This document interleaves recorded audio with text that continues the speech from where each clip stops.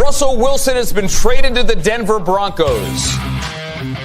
Tom Pelissero reports that there is a deal in principle to send 9-time Pro Bowl quarterback Russell Wilson to the Denver Broncos.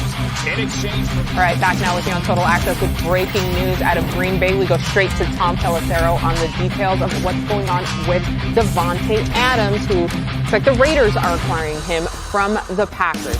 All right.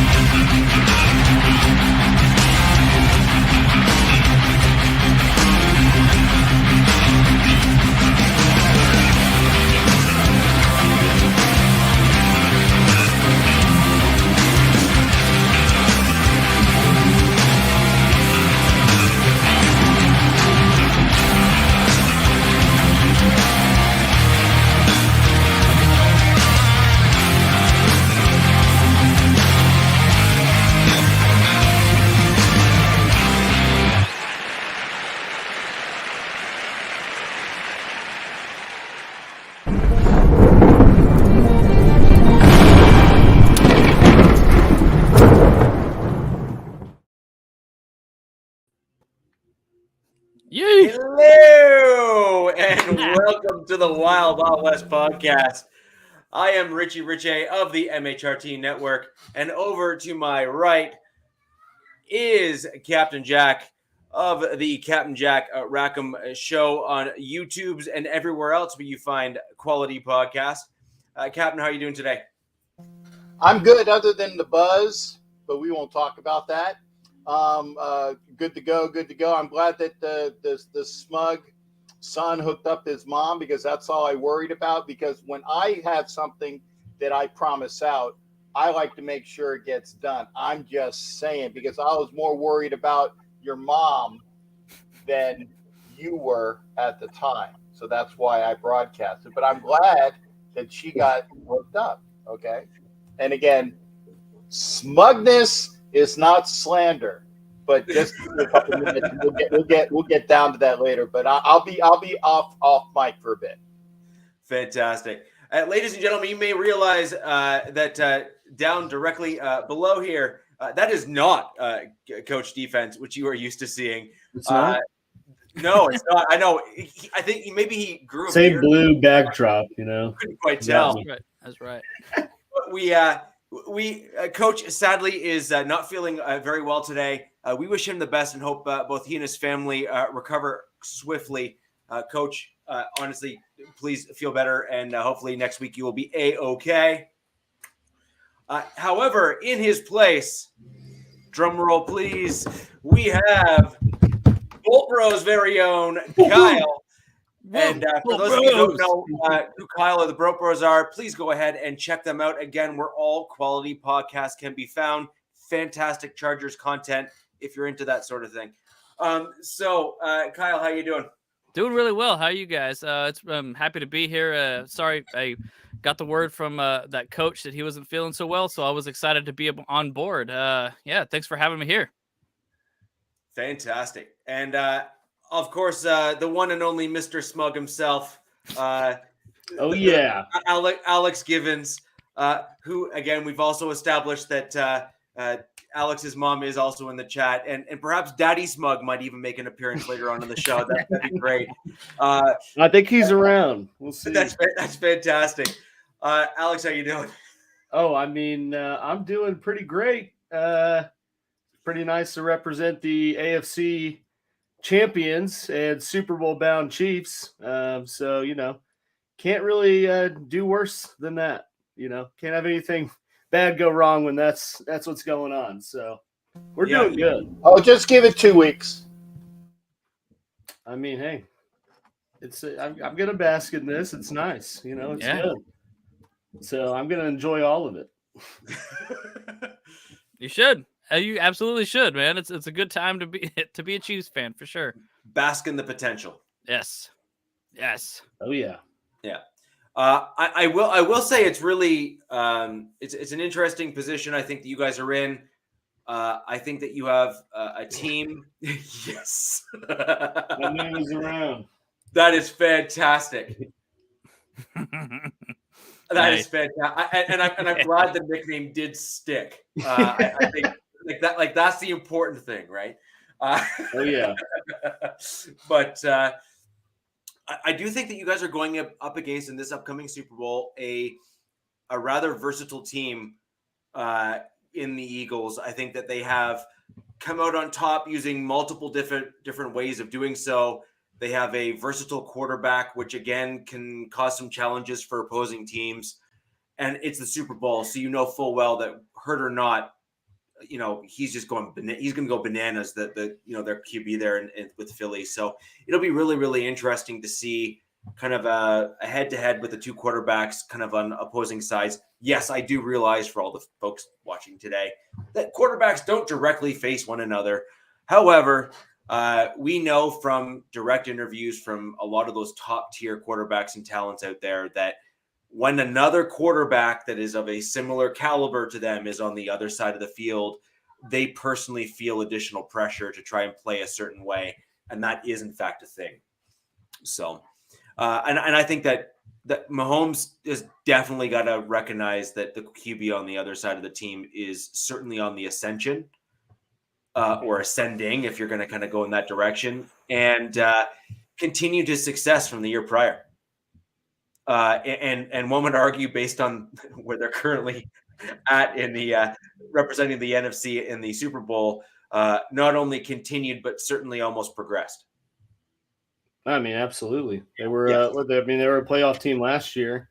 Yeah, it only got better. So, definitely not going to be an easy matchup with the Eagles. Just like it wasn't an easy matchup with the Bengals, but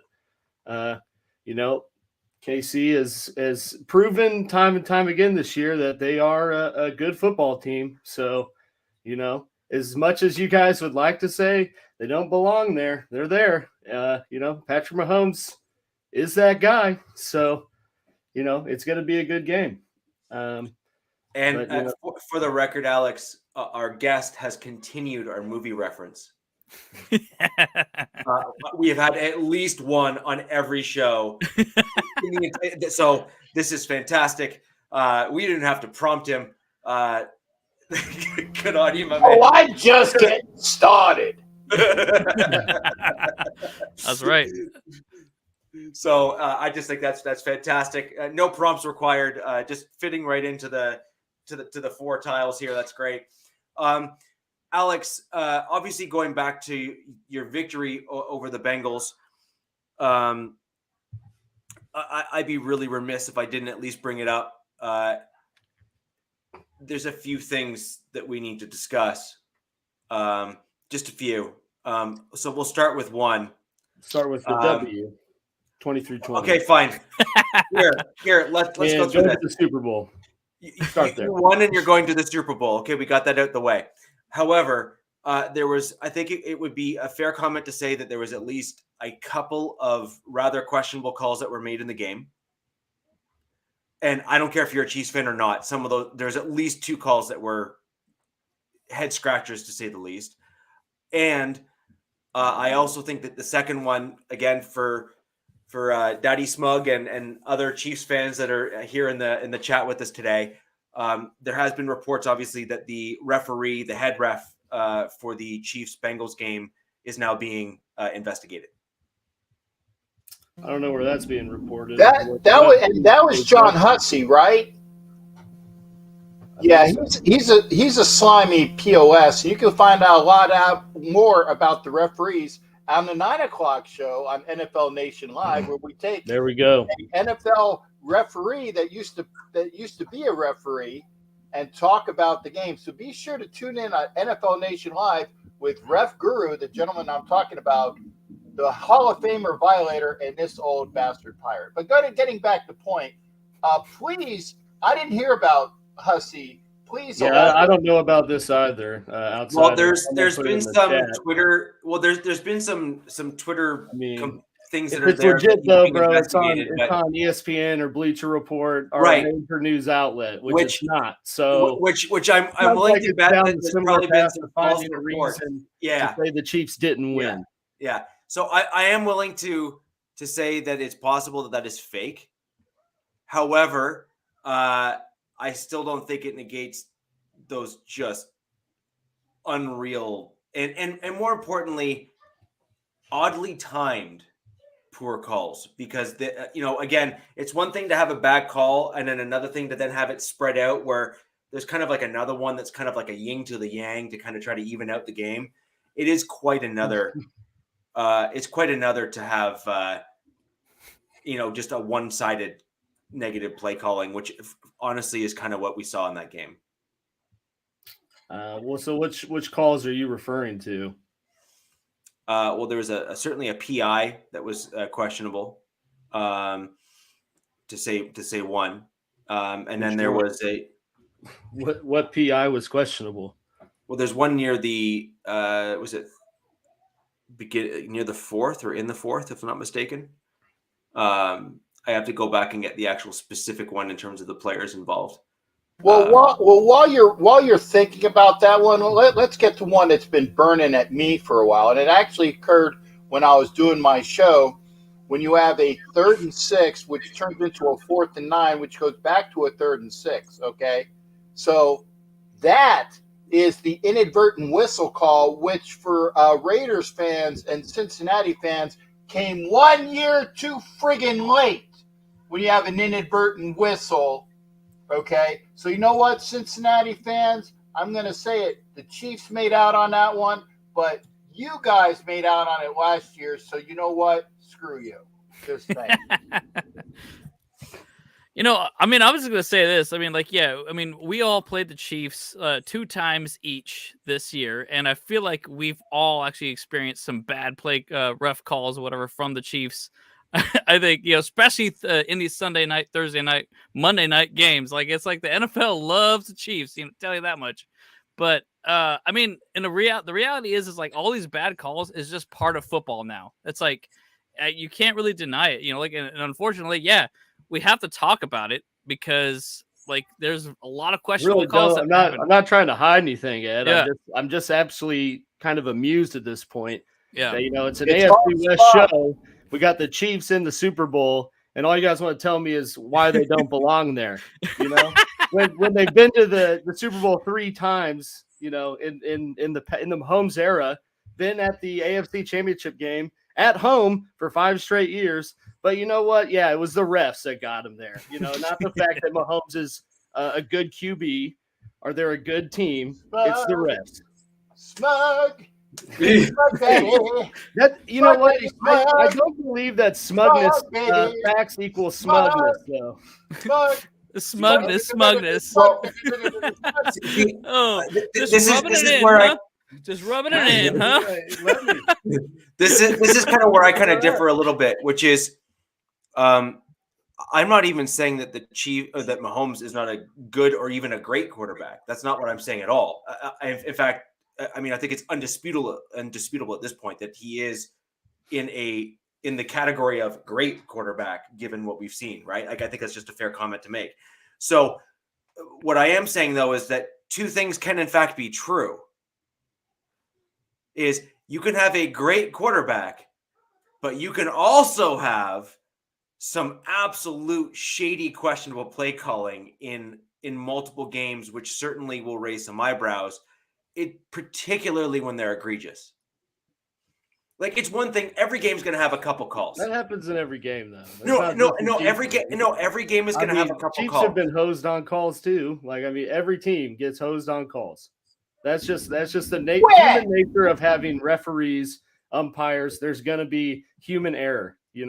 That's not the Chiefs' fault. The 3rd down, what are they supposed to do? They tell them that's what the refs tell them to do. So they're doing it. It's not like nobody knew that they were trying to kill the play.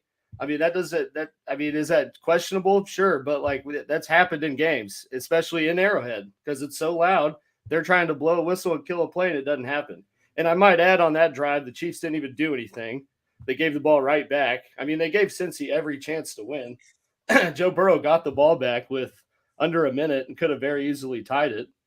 But, he had no time because Chris Jones was in the backfield almost every play. Could have been back there a lot more if they actually called all the holding calls everyone wants to complain about. So, it goes both ways.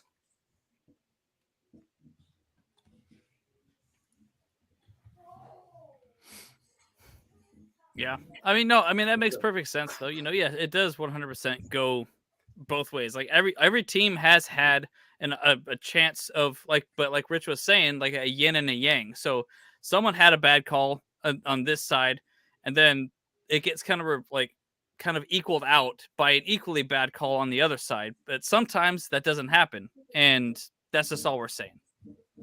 Yeah. Wolfpack gets it. I mean, the Bengals had every chance to win that game. Every chance. I honestly thought they were going to win. It was an exhilarating final 2 minutes of the game, but it was a good game. Wait a second. Can you say that again? I just want to hear it one more time again. It was an exhilarating final. No. Before that. I don't know what I said before that. Well, I know exactly what you said before that. I honestly thought they were going to win that game. I mean, yeah, the Bengals are a good team. I've never said they weren't. I said the Chiefs had to play perfectly to beat them. And I said it was going to come down to the last drive, which is exactly what happened. You wanted to call it smugness, but I was being objective. I didn't deny the Bengals were good. It was a 50-50 game.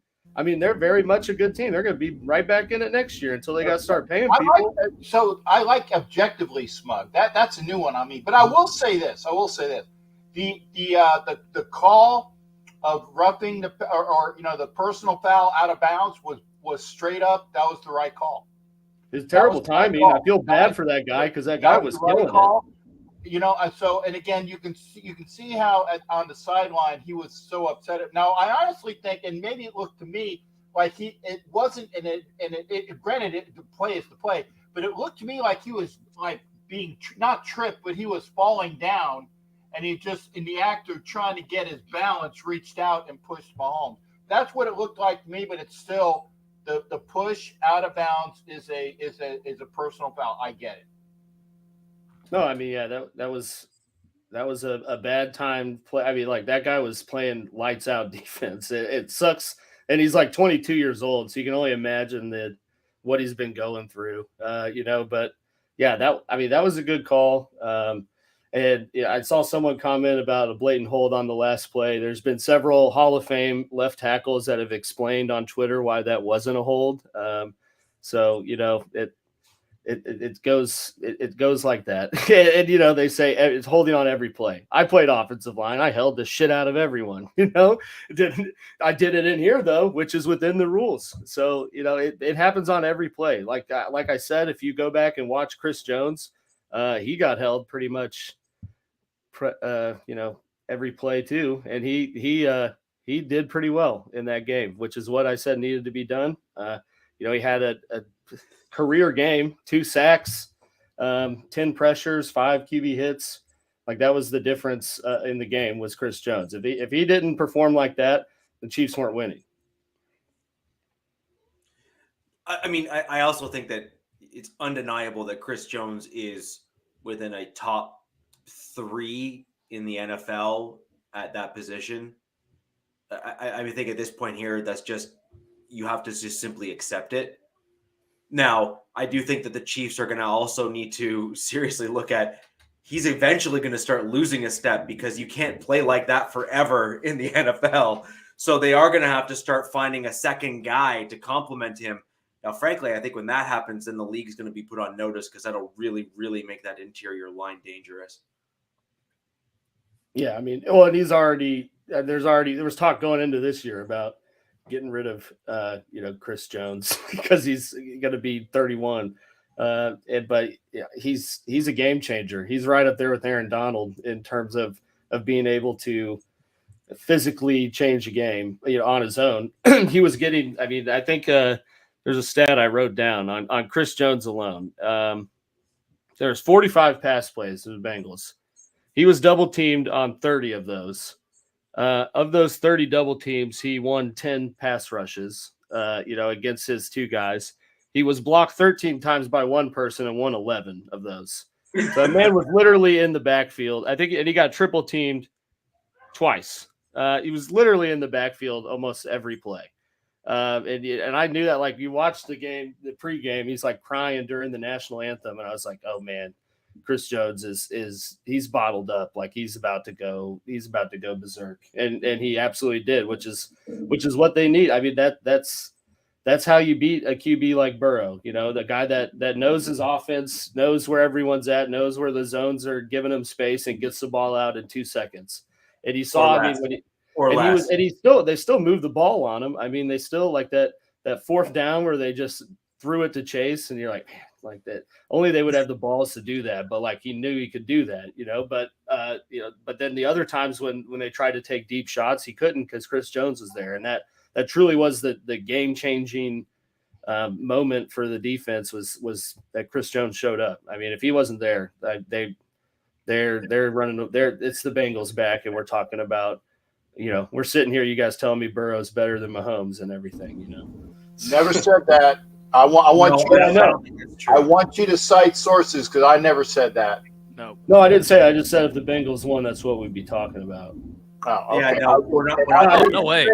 I will say Chris Jones is, like you said, definitely for interior pass rush, definitely top 3. And he's, and they use him just like Donald too, where he's like traditional defensive lineman, but he doesn't always line up on the inside. I mean, they move him around everywhere, and whatever. It's always funny too when he's mic'd up. He's like constantly. He's one of those. He chirps, so he tells people where he's going and still blows them up. Like there's actually a clip from this game where he goes up to the center when they're changing a protection and tells them I'm going right there, and then just ear holes them. So he's a different cat now, but. Yeah, that's the way you gotta. That's the mentality you have to be so successful in a position like that. I mean, you look at all your guys. Look at your Aaron Donalds, your the good offensive linemen. They're all a little off. It's just a different world. But I mean, I fully believe he was the biggest difference maker. I mean, the defense as a whole was, especially you consider L'Jarius Sneed goes down first drive. So they're without their corner and have a bunch of rookie, 5th to 7th round picks out there who are, for the most part, playing pretty well, against T. Higgins and Jamar Chase and what is probably one of the better passing, attacks in the league. Although you don't know how well that would have been if Chris Jones wasn't doing what he was doing. So, it all came together nicely. But I mean, in my opinion, for the identity that KC has of being a highly explosive offense. Granted, it was a limited one with Mahomes and the injuries that happened on that end, but I mean, the defense really showed up, and that's what they're going to have to do, if they want to win another Super Bowl is play just like that, which I don't see them not. So, I got to ask you, Al, because you brought it up. You said that. Did I hear you correctly? Like Chris Jones is not signed for next year, or is there like No, he is. No, they were talking about, like a salary dump, like getting rid of him, trading him somewhere. Okay. Kind of in that. But I mean, you can't get rid of a guy like that. No. I mean, you need your head examined if you're going to do that. But that was going into the year when they were kind of in sell mode, at least with regard to Tyreek. So they did that, but you can't get rid of somebody like the problem that you have, or the thing you had with Tyreek is that you still had Kelsey, you still had Mahomes, and as long as you brought in average to above average wide receivers in free agency, you still had an offense that had the potential to be okay if you could adjust properly to what you were planning on doing this year, which you did. And that is run the ball better. Yeah. Right? Yeah. That's totally fair, right? However, outside of Chris Jones, who do you really have on your defense?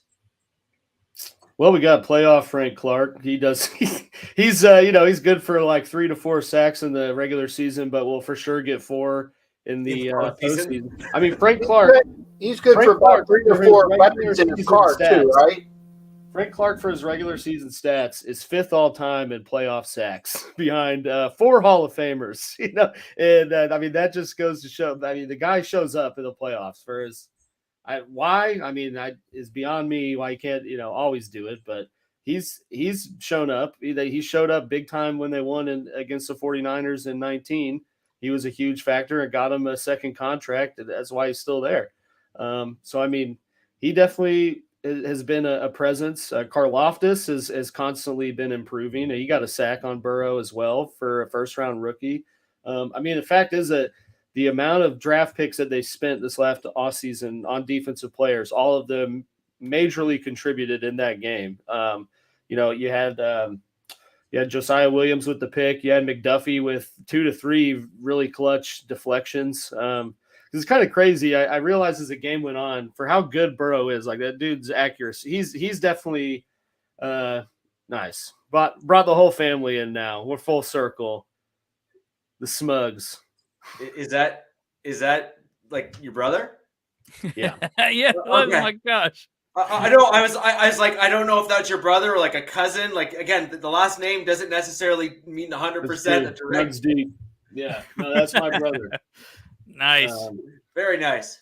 But yeah, I mean, back to what I was saying though is like all the rookies have really improved as the season's gone on, and in the playoff games came up big time. I mean, Trick McDuffie's looked at every bit of the real deal against teams number 1, number 2 guys. They had a lot of key deflections against Burrow. Because that's what I was saying is Burrow is I think probably the most accurate QB in the league. Because all of his incompletions were more because his guys just didn't catch him. Like he's hitting him in the hands. He hit Jamar Chase in the helmet on like a 60-yard throw. And then you kind of notice the Chiefs defensive back stop kind of playing the ball, but going where they thought the receiver was going to try to catch it. Like they weren't, it was just interesting, but every time Burrow's right on the money. So, I mean, huge play from the guys that stepped up with Snead going down. I mean, they for not having a whole lot of big names, they've showed up when they've needed to. I mean, I said going into it that the Chiefs were going to have to rush for 125 yards to even have a chance to win the game. They ran for like 45, and that's because the defense was making clutch stops. So there was a lot of times where I'm like, they have to score on this drive. I think my dad actually the whole game was saying they lost it. He's like, they lost it there. Because like Bengals are going to score and they're not going to be able to catch back up. And then for defense for the Spags, the way he was calling, they were just able to stop the Bengals when they needed to as well, and kept it a close game to come down to the end. And my favorite part of the game, just with how the season went, was kind of the ending being a little redemption for Harrison Butker and Sky Moore. You had Harrison Butker, who Chiefs fans hated all year because I think he missed like 10 kicks. There was at least one game that if he made one field goal, they won. And for him to come out there and hit the game winner at 45 yards or whatever when all of that has gone on was huge for him. And then you got Sky Moore, who's I think fumbled 80% of the punt returns that he had, got doghouse, didn't even play half the year, and because of injuries to Tony and Hardman. He had to return that last punt and then proceeds to take it 30 yards and put him almost immediately in field goal range. So I thought that was the coolest way to end it with the 2 guys that kind of had the most negative light, as the regular season went on. I think that's fair. And you never want to see a young guy like Sky Moore. I mean, obviously put in a ton of work into the season, put a ton of work to try and get to where he is. And you hate to see a young guy come into the league and just immediately bomb. I mean, yeah, like the toll that takes on the young guys, because the NFL is just such a different beast to college that you get like 2 or 3 shots as a young guy that's kind of deeper on the depth chart like that, and if you blow through those 3 shots. It was bad. Like, I mean, I think he had like 3 weeks in a row where they were like, he's going to get reps back there, that gets some exposure, and he fumbled the punt, and And I thought that was, for how many times the special teams has kind of screwed them over in games or making games close, like the Texans and, stuff like that, that games that come down to the end. It was nice that the special teams, pulled off the win for them or set them up to pretty much do it. No, I agree. So I think I am very much looking forward to seeing the Eagles winning another Super Bowl. And it's going to be really remarkable. At the end of every show, I ask you to predict the Chiefs off because so far you've been wrong. So keep it up. So, ladies and gentlemen, I know you are traditionally used to us running a 3-point stance as we're kind of coming into, the week ahead. However, the week ahead coming up is the Pro Bowl or the running around in shorts and pretending to play football. However, as a result of that, we will have our Eagles 3-point stance next week, who I have we actually have lined up the Philly sports guy. If you know who that is, you cannot miss him. He is completely decked out with face paint and the whole bit. Awesome dude. Love it. I have no clue who you're talking about. Never seen him. Don't know anything about him. Mm-hmm. So, honestly, a great guy and has some fantastic insight into his Eagles. Alex, I'm sure you'll be waiting with bated breath to hear what he has to say. But in fairness, the Eagles are a spectacular team this year. So I do think it'll be a great. Each number one team from each conference going against each other. And I mean, their defense, you saw they hurt 2 QBs. They literally made the 49ers contemplate putting Christian McCaffrey at QB. So, I'm glad I thought McCaffrey was it because, again, I watched apologies. I didn't watch the end of the game because I was listening to it. And I thought that McCaffrey I think they did put him in, but they kept Purdy out there too. But like you could tell he couldn't throw. Obviously, he has to have Tommy John surgery. So although it's kind of savage, you look on Twitter, a bunch of people were like, Purdy he's not hurt. He just didn't want to get hit anymore. Like he's faking. And I was like, dang. Like you got this dude as the last pick of the draft, and probably was really hoping to have a Tom Brady-esque start to his career, and it doesn't matter. He ensues there, Doesn't matter. Despite all that, the guy has killed it. Oh yeah. I mean, literally, he's making them think about getting rid of the guy they traded up to draft. I know. Yeah, as a dude they took last in the draft, Yeah. they're probably like, "F it, there's no one else I want. Take that QB." Yeah, whatever. Like, and here he was. But yeah, I mean, he is really he's shot. The Eagles pass rush though is lethal. I mean, I think that they're tied with the 85 and 86 Bears for most, tied or like right behind them for most sacks in a season. They have like 80 as a team, which is friggin' ridiculous. That's silly. And that's why I'm glad there's a little 2-week delay to let Mahomes' ankle heal up. I mean, there are at least positive reports that he didn't set anything back in the game. And the Chiefs have a good offensive line. That's what they invested in after they lost to the Bucs in the Super Bowl. I mean, it made that a priority so that Mahomes wouldn't have to run around and throw, Matrix style an inch from the turf and could maybe stand in the pocket and complete some balls. So I think it's going to be a fun matchup. But yeah, I mean, Eagles are a squad. They're a good team. I love the Jalen Hurts' career, just how it went for him in college and where he's at. It's a lot of good storylines heading into the Kelsey Bowl. Yeah, that's true. So I think we can move on and kind of talk about some of the changes that have recently been made in the NFL in our division, obviously, which is why you're all here. Again, just before we move on to that, I just want to thank all of you for joining us today. We've a very lively chat, which is spectacular to see. And if you all want to ask your questions about the coaching changes in the division, we will bring those up and answer and address those in as timely a fashion as we can. I'm going to throw over to our resident now backup Chargers guest here on the show, and Kyle from Bolt Bros. Believe it or not, he can actually see with those glasses on. I have in fact asked him. I have in fact asked him if he can. Apparently, he can see the screen. What do you think about your new OC? I have to ask you the one thing. There was I know I sent it to you guys, but apparently Herbert's going to be made into the new Dak Prescott. Hey, yeah. Did the Chargers hire Casey Affleck? Yeah, right. I'm like, what is that? First of all, it's a picture of Casey Affleck. It's like, there's no way that that's actually a real quote from him. So, I'm like, come on, guys, come on. No, I'm actually really excited about Kellen Moore because he's done a lot of good things with the Cowboys. Like even when Dak Prescott was not on the field, like this year alone, he still found a way to win with Dalton.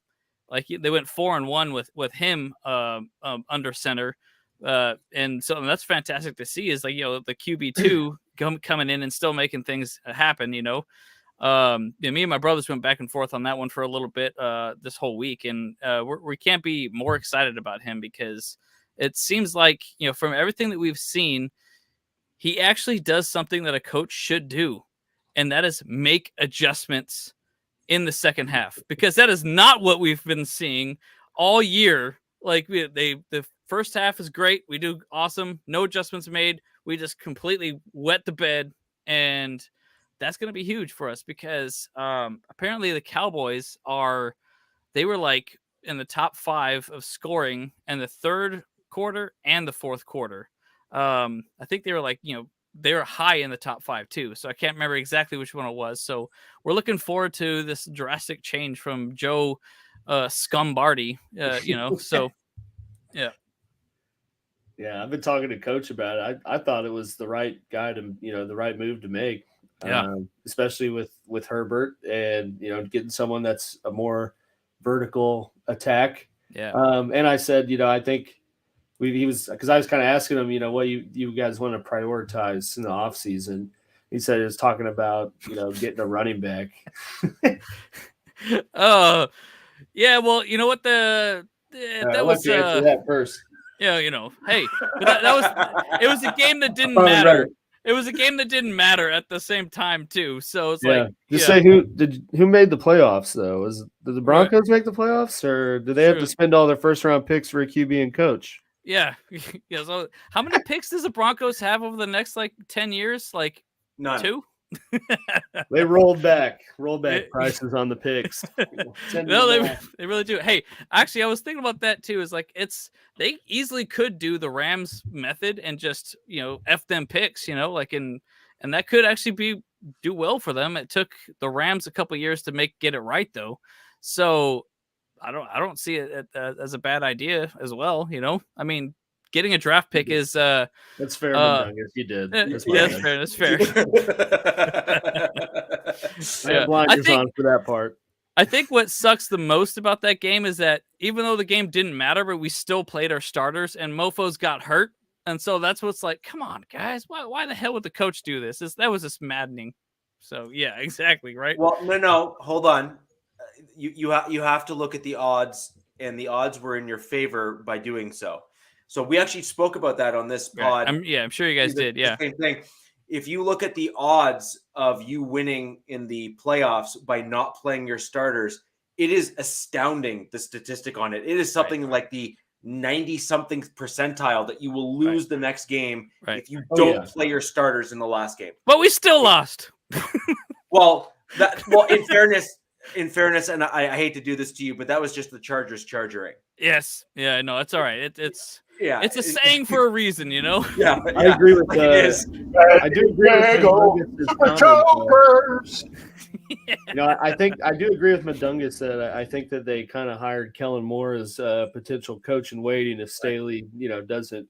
I mean, obviously, the guy's a hot commodity. Yeah. He's kind of, I said to Coach, kind of been like the Eric Bieniemy, like has all the interviews, but never gets a job. Yeah. And I wonder if part of that's because he's kind of been under it's like, well, how much of it is him or McCarthy? Right. And so maybe he got out to kind of fix that as well. But I mean, I think that was a perfect hire.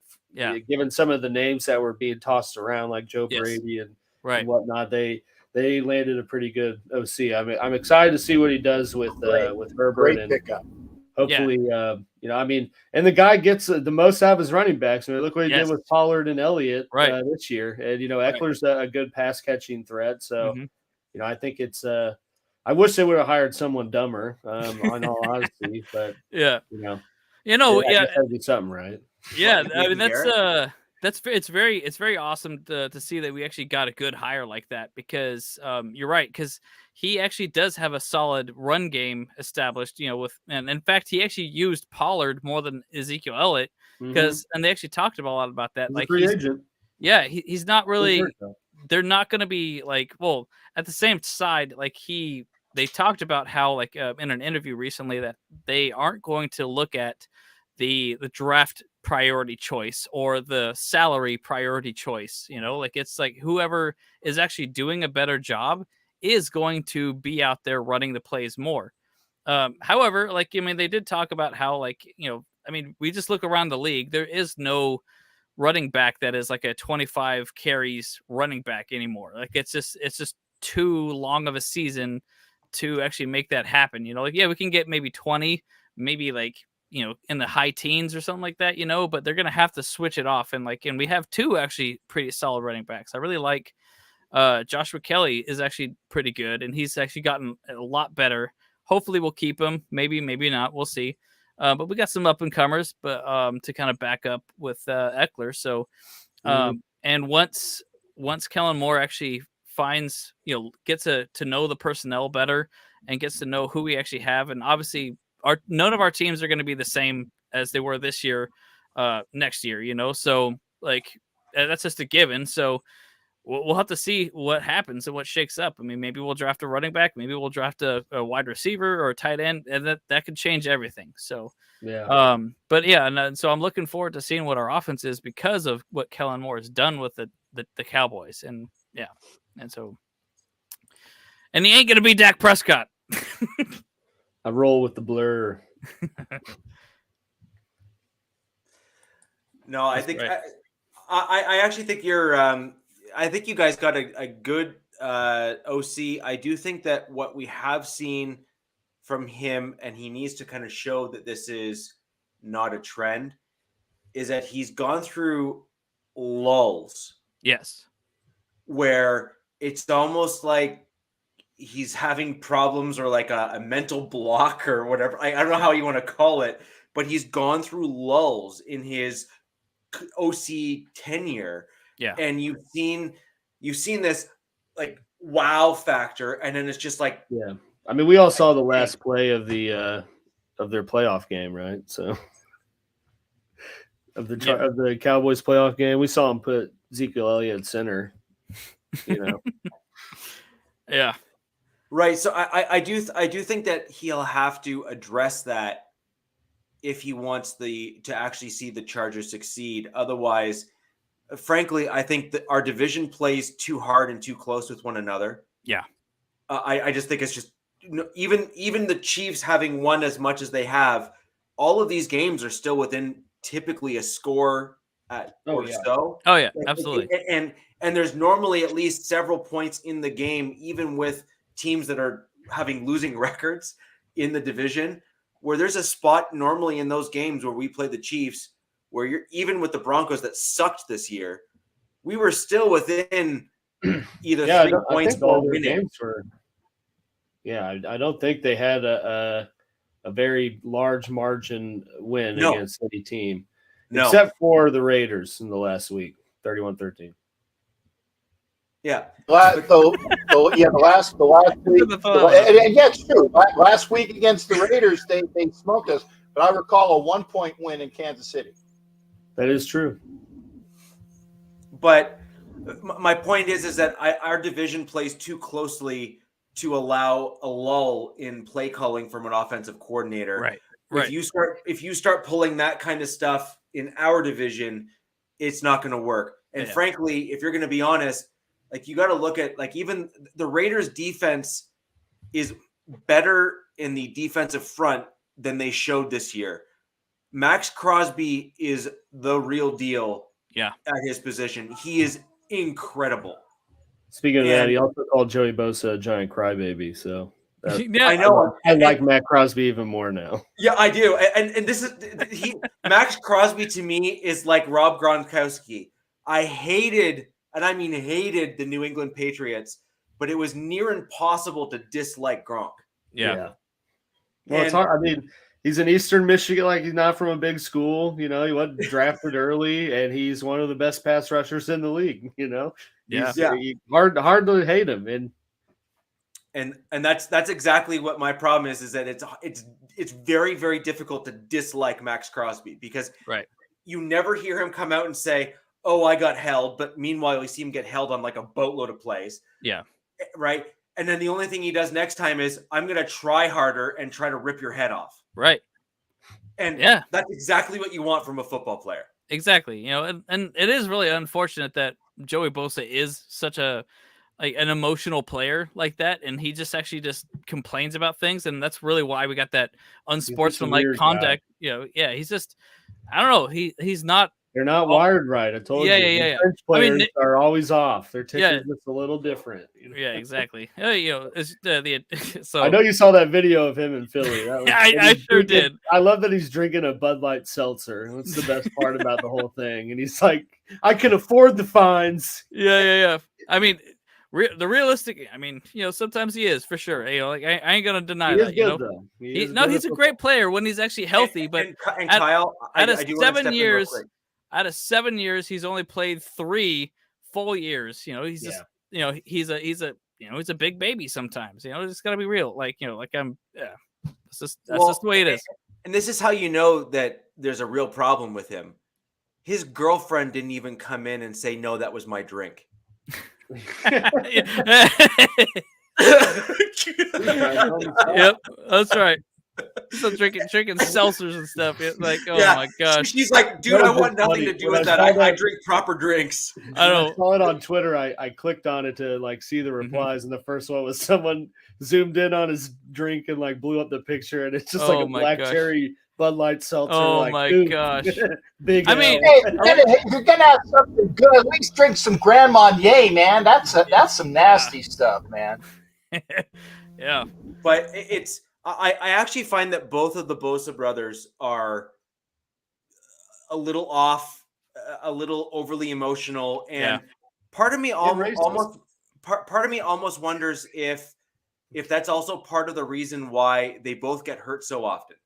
Yeah, because like they go 1,000,000 miles an hour when they're on the field. Yeah, but what they're doing off the field shows a complete and total lack of discipline. Yeah. Oh, I mean that's a very good point. Yeah, and so you start to wonder. I'll give you one word as to why they both get hurt a lot. Steroids. I miss what you did all before that. The camera.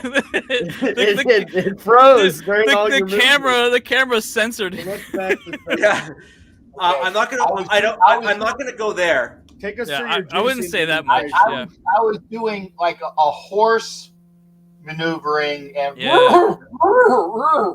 so apologies if my camera froze. But I'm not going to go there because I don't think that's their problem. But I do think they're both just emotional players. Yeah, they're very emotional. They are successful. They feed off of their emotion to be good. They play angry and they channel that in order. That's how they respond. You know, they respond with just psychoness, and then you get them out in a domesticated situation, and it's like an asset out of containment. You know. Yeah. Right. I will say this though, at least he wasn't holding like a Smirnoff Ice or something like that. You know. Still had a black cherry seltzer, man. I know. Hey, it's less calories. You know, he's got to watch his girliest figure. Walking around with like $1,000 bottle of champagne or something. Like at least show you got some money. Right. That could have been me. Well, he just paid some guy's salary in fines, though. You know, so like. Yes, but Alex, he didn't need to do that because he already showed he has really poor taste for 2 reasons. One, did you see the hooker boots that were on that person? And two, on top of that, in addition to that, he's drinking a seltzer. All right, like Not even a White Claw or something No, good. no, like, It's a he was Bud drinking Light a one. A Bud Light seltzer, not Yeah. like a He had Yeah, like like- the No, he no. had like the Keystone Light of seltzers, Like, yeah, I'm sorry. The answer to that is just no. He has basically been disqualified from most conversations with that and that alone. Yeah, I mean, how can it? Oh my gosh, I know. Like honestly, like this is a reason alone just to trade him because he's like, you know what, like, you're drinking the wrong stuff. That's why you keep getting injured. Like you're getting cramps out there. He said, "I'm not honestly crapping make on the greatest seltzers." social media. Yeah, I love what's that? seltzers. Could you imagine the Tide Chargers Ends are social the- media post? Oh yeah, if he gets traded, yeah. Could you imagine the Chargers social media post? What- We traded What's a Joey happy Bosa. bad seltzer? Reason seltzer. Reason to Black drink cherry seltzer. seltzer. Yeah, Not salary cap, not Wow. injuries. Seltzer. yeah. Seltzer The cap. Spanos family has finally found the reason why they're going to get rid of Bosa, and it's because he's drinking a black cherry seltzer. Do you think that what is the Chargers cap situation like though? I mean, are they gonna have to be renegotiating or cutting someone like a Keenan Allen or I mean, yeah, honestly, I think me and my brothers actually may have been the ones to start that conversation about maybe because like we're 20 over the cap, 20 mil. So it's, I mean, obviously, the salary cap is a myth, is that's what Pat McAfee keeps saying, so, and they can always borrow from next year or whatever like that, it's kind of like timeshare points or something like that, but I feel like pyramid scheme. yeah, it's all MLM, so yeah. And I feel like, I mean, if something's gonna happen, it's gonna be shocking, like, I mean, Bosa might go, Keenan Allen might go. If that's gonna happen, I don't think it will, because those guys are such staples to the Chargers right now, like and they've been around since San Diego. So like I know a lot of people don't want to see that, but I mean, hey, at the same side, I mean, Business, man. it's business, and like if we can get some solid capital off of Bosa or Keenan Allen, still, I don't think it's a bad idea. So there's a lot to be said if you switch, you get rid of one player who's getting paid $20 million a year and get two players that are getting $10 million a year. Why the hell not? Or a couple that are getting paid $5 million, like that are on the rise. So. Of course. Yeah. And, I think and if they the want thing some about draft that is capital, at least one of them will drink a Guinness, which is a man. Yeah, I do think if they want draft capital, they got to move Bosa. Then Yeah. I think Keenan Allen or really maybe like Khalil Mack. I think it's a renegotiate or just outright cut. True. Yeah, but I know that, it'd and be that's what a lot of interesting. people do think that we might get rid of Mac, but I don't. We just signed him, and he and Brandon Staley are like pretty close, So I don't see us getting rid of Khalil Mack anytime soon. So Yeah, I mean, not after just made a move for him, Yeah. So it's like, yeah, it is. Kyle, I did want to go back to one other question for you. Oh, with sure. regards to your coach. Something that I am genuinely curious about. What is your issue with your OC as you look at your offensive roster? So what is one thing that you see as a disconnect in terms of what Moore likes to do and what you currently have? Yeah. I don't really know. I mean, I don't really know if he actually does a whole lot with tight ends. But we don't really have many great tight ends right now. I mean, yes, we got Gerald Everett, he's pretty dang good. Somehow good. Yeah, he's still good. That one play against the Chiefs when he was just really tired. Yeah, exactly. Oh gosh, don't remind me about that one. Yeah, bringing back bad memories.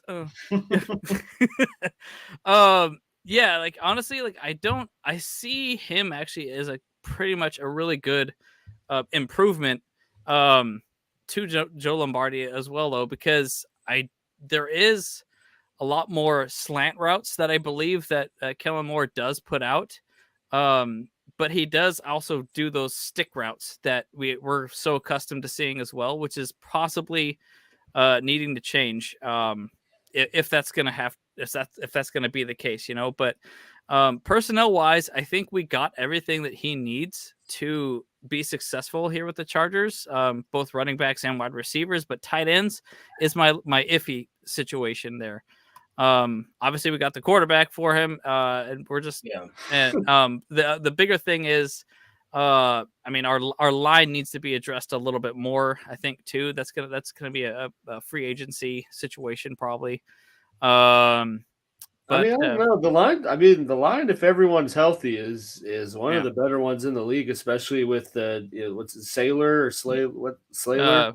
Yeah, we got Slater who we mean, drafted, and well, then but the guy Salyer, Salyer. I mean, that guy Salyer, was a pretty high quality tackle for being a rookie that was like third or later round. So I think he had like and he had like 5 games that he didn't give up a single sack or whatever like that, and that was I mean. That's great. I told Coach I think they just got to get more depth in terms of receivers.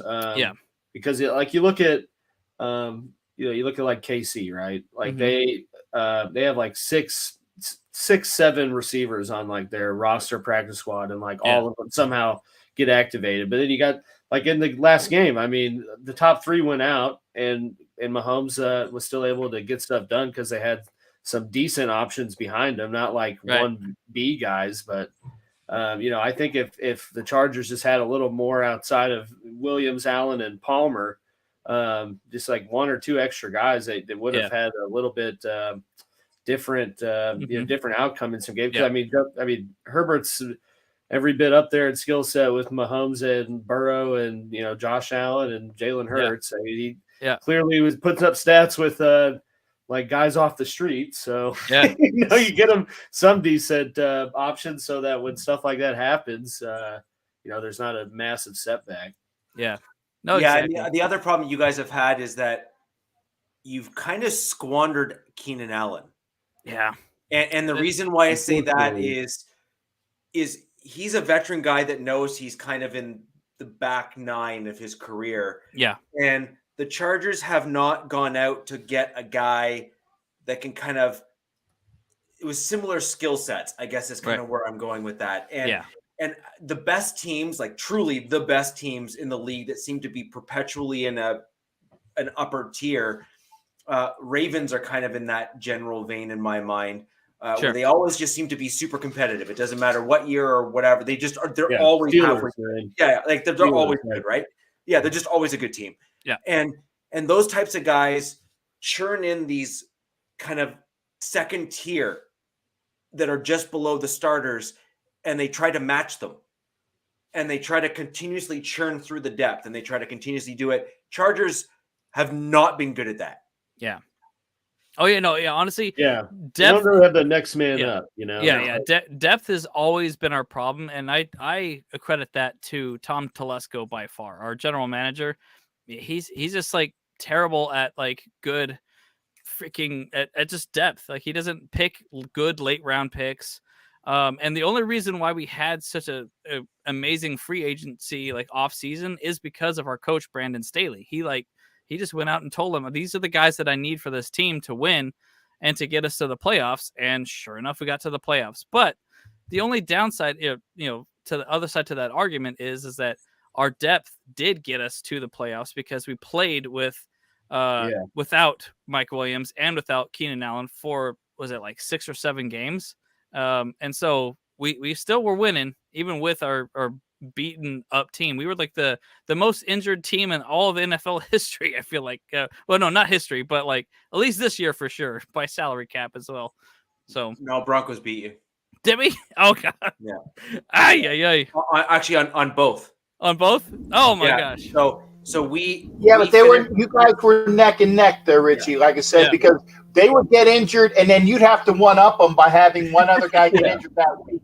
Just both teams definitely went through some pretty bad spurts of the injury bug, man. But you know what? That's just the AFC West for you. Like we beat each other up like constantly all year round, and it's just the way it is. But somehow we just, but then of course the refs were a little easy on Patrick Mahomes, so like they didn't call him. Well, just a little bit. He still got hobbled despite all of that. So in fairness, it's not like he's came out all peachy. He still got himself hurt as a result. So moving greatest play Arden Key the Raider ever made, and he made it as a Jaguar. and he made it as a Jaguar. The greatest play he ever Dang. made as a Raider, and he made it as a Jaguar. Just saying. So I do think it's about time that we move on to my Denver Broncos, and one of the bigger pieces of news that came out of the NFL, and certainly the bigger of the kind of two coaching hires, and that is my Denver Broncos hiring Sean Payton, who, funnily enough, unless there's actual credible evidence that comes out, was our third option. Yeah. Wow. Jeez. One of D'Amico Ryan's, right?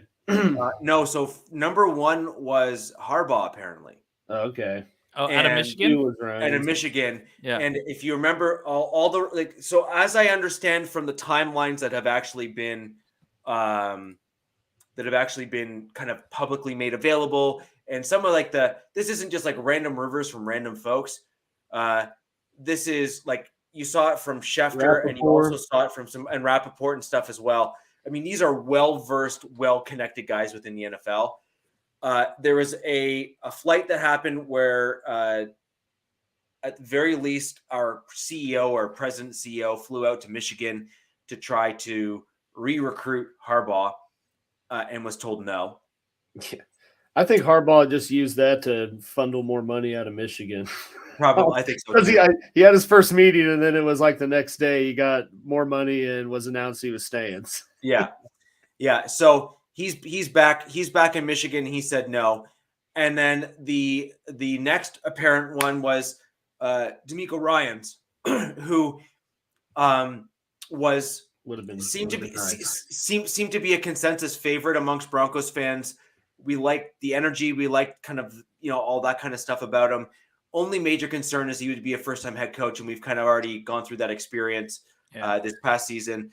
And then you start questioning at that point, if you're going to be honest, how is he going to manage Russell Wilson, given that he doesn't have a resume to kind of back up things at the head coaching position? And that would have been my major concern with D'Amico Ryans personally. Obviously, I don't, not everyone's going to have the same concerns I do, but that would be my concern. He said no again and reconfirmed that he was going to the Texans. And then we went on to option 3, apparently, and we went to Sean Payton. See, I think that Payton was their first choice. They just didn't like the compensation that would go with it. They tried to find a cheaper, a more reasonable option. And then when that didn't materialize, they went. But because I think Payton was leaked to them before the season was even over. And then Harbaugh came out of nowhere, and David Shaw, the old Stanford coach, just some weird names that were no, that's not a weird name. There's heavy Stanford ties to the Denver organization. Oh yeah, Elway. Elway went to where to go? Oh, that's right, he went to Stanford. I kind of forget about Elway. But Shaw, and if I'm not mistaken, I think Shaw and Peyton Manning have a relationship as well. Yeah. Shaw was one of the guys in Indianapolis as an OC quarterback coach years ago with Caldwell or it was Shaw, and then the other guy and Pepper or Pagano. The other guy Pepper, he has the funny name. That came after Shaw. That was the OC quarterback coach. The guy was in his ear for the OCs in Indianapolis. I'm sorry, Pagano? I can't remember his name. Not Chuck Pagano, right? No. A black OC quarterback guy. Pep Hamilton. Thanks, Bourbon. I knew. Yeah, Pep Hamilton. That was after Shaw, but Shaw has history with Indy from years ago. Shaw was also with the Raiders years ago, as was Harbaugh. So it's an AFC West thing for all of them, all those guys. Right. Go ahead. Well, and I wonder too, just reading some of the stuff about D'Amico Ryans. I wondered how much too was the how much ownership wanted to be involved, dealing with Russell Wilson versus going to Houston. That's kind of a blank slate. who is a franchise that drafted you and has like 15 picks in the next 2 years. I wonder how much that played a factor for. Because every team with a head coach vacancy interviewed him, and he was one of the first ones. So you knew he was going somewhere.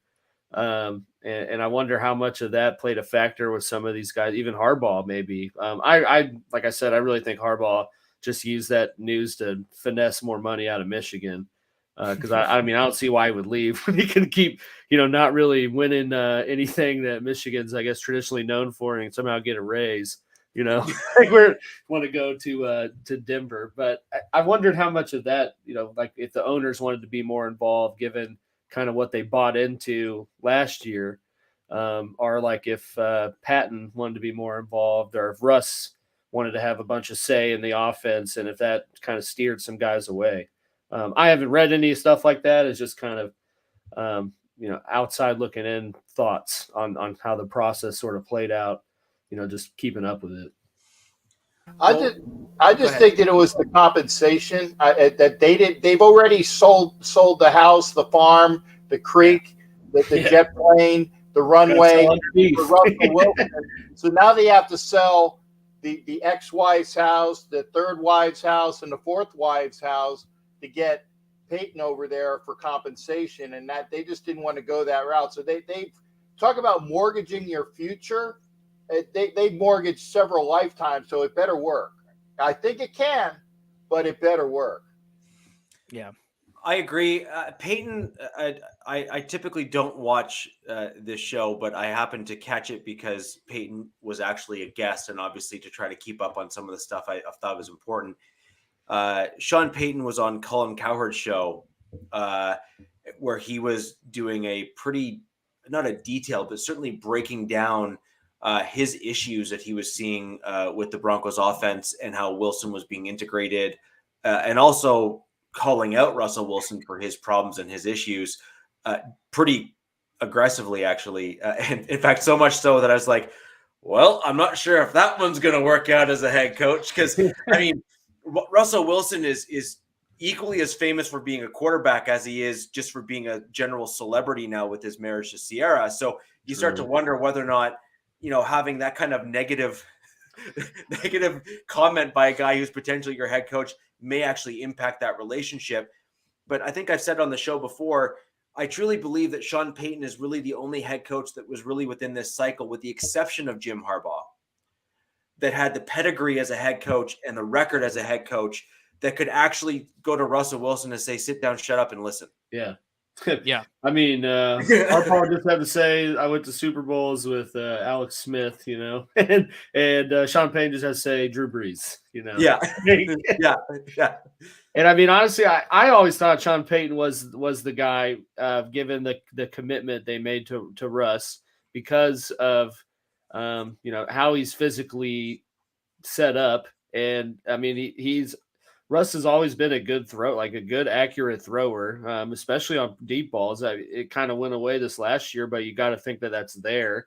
But either way, you saw Payton kind of progress Brees into more of a get the ball out quick, like just, take completions, get, 4 yards, and let's just move the ball. And I think if he can successfully kind of get Russ to play like that, that's a pretty quick and easy way to right the ship, for what they gave up to bring Russ in, So I thought that was the smartest hire. It just sucks like what they had to give up on top of it to bring him in.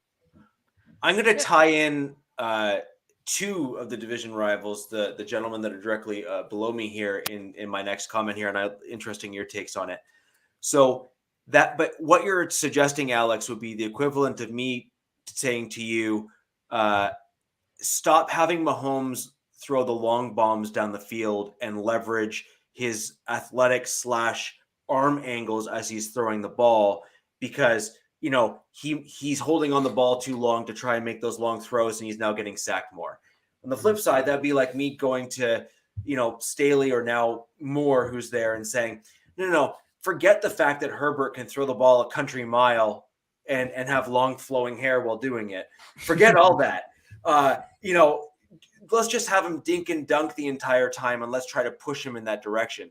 To me, I don't think forcing someone to change who they are is necessarily the best thing to yield the greatest success from someone. That also doesn't mean that I disagree with you at all either. I actually think you're correct. But my point is at some point you have to stop trying to, make a circle a square and simply just say, it's a circle.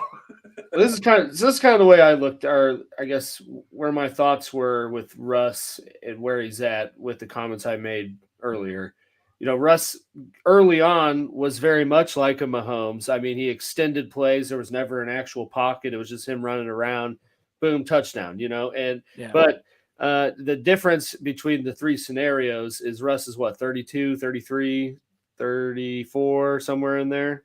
I think he might even be older. I think higher? 35, I think, right? So 35, whereas Mahomes is 27 when Herbert's 26.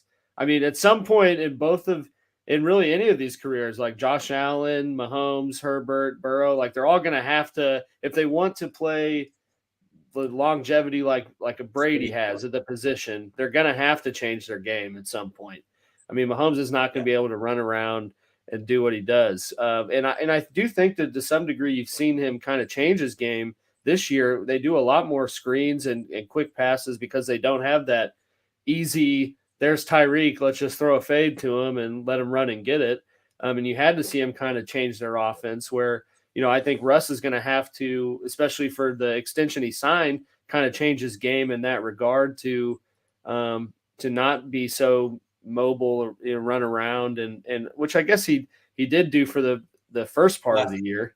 Yes. And then he started to move around more and you saw him move the ball a bit more. But you don't know how much of that was butting heads with Hackett because he's like, I'm Russell Wilson. I've won league MVPs and gone to the Super Bowl and won. Yeah. Right. You're Hackett, like who the hell are you? And whereas if you have a Sean Payton telling him he needs to change some stuff, it might not fall on deaf ears. Yeah. I mean, I do that. That is how Russ is successful. That's how he's always been successful. But objectively speaking, Cap, he is 35. So I mean, 34. You can't have him. He's 34. But you can't have him. You can't have him keep doing that stuff because you're gonna, like in the Chiefs game, he started to run around and then got a concussion. And right. That could happen at any moment. But you're more susceptible to it the older you get. That's exactly what I was going to say. He's also more susceptible to suffer worse concussions now as he ages more and more and more. And the other thing that we don't know about Russell Wilson is how his body manages the recovery from concussions. Right. So if you happen to notice, it took him quite some time to come back on the field. In fact, he missed the next game because of that concussion.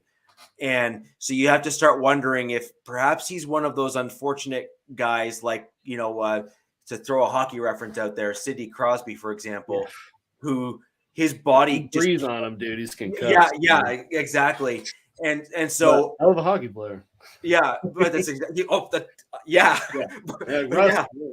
I like Tua. I mean, unfortunately, Eric Lindros is another good example of someone like that.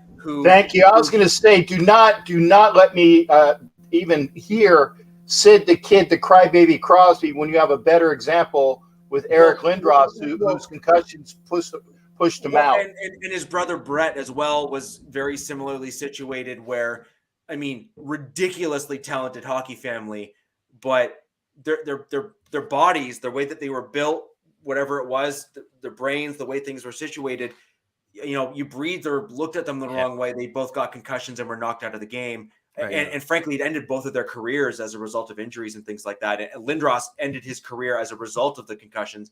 He just couldn't sustain it. Crosby finally kind of came around to it, but nonetheless, he suffered from the same problem, certainly for the majority of his early stages of his career. And I do wonder if Wilson is now getting to a point where those types of head hits, he just can't recover from them the same way he used to. And as you get more and more concussions, they get worse and worse and worse. Yeah.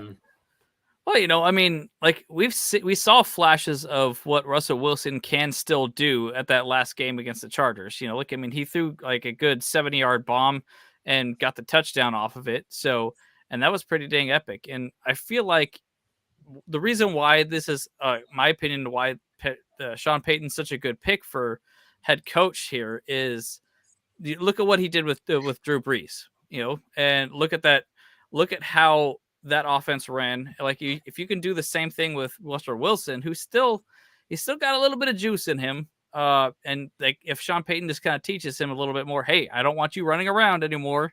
Like, you're getting too old. Can't get those hits on you. Just gonna get the ball off as fast as you can, faster. Not a dink and dunk situation, because freaking Joe Lombardi. Come on, man. The only downside is that, like, I mean, from a fantasy football perspective, we all know that Sean Payton likes to spread the ball around. Like, he does not have a wide receiver one anymore. It's just whoever's open. That's four guys. Yeah, you got four guys. Yeah, who I bet will be in Denver before we get into next season. Oh, Sorry, who? Taysom Hill. Oh, God. Sean Payton loves that guy. He does, yeah. I wouldn't be shocked. I'm just saying. Hey, he's a great fantasy pick, though, just because he's like he's a QB and a tight end. You never know. You might get lucky on but every time he would go off, and then I'd get him, and he'd get 0.7 points. Yeah, right. I know, right? But hey, but what I'm saying is, it's like, I think Sean Payton, like you guys are saying, he's gonna be able to rein in Russell Wilson's prima donna drama a little bit, and he's gonna be able to get him on track to where he needs to be, I feel like, and that's going to be dangerous, for the rest of us, for sure. No pun intended, of course. Yeah, maybe there was just a little pun. Just throwing that in there a little bit. Salt baying it in. That's right.